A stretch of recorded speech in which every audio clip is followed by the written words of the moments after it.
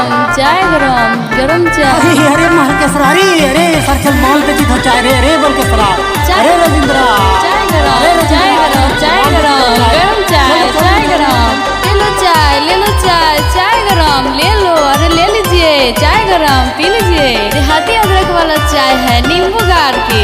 गरम गरम हीट बबुआ, गरम गरम हीट बबुआ कहवा बाधे हाय रे मेरी जान।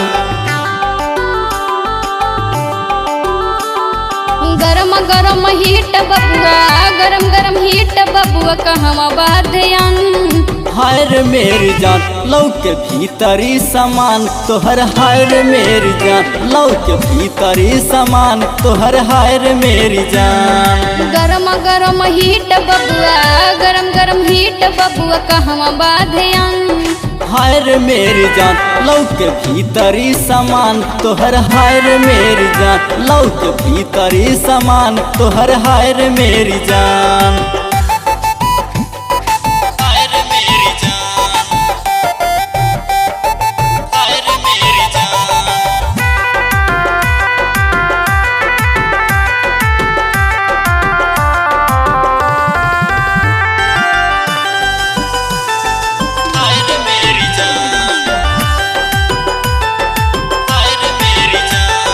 लागता टराई हम मारली ही कारे, है जैसन तहरा के प्यार दी कारे।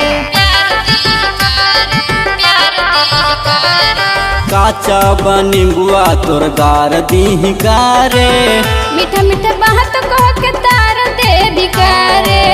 नया दुकान खुलल, नया दुकान खुलल भीड़ बह जवान। अरे हाय रे मेरी जान। लौ के भीतरी समान तोहर हाय रे मेरी जान, लौ के भीतरी समान तोहर हाय रे मेरी जान।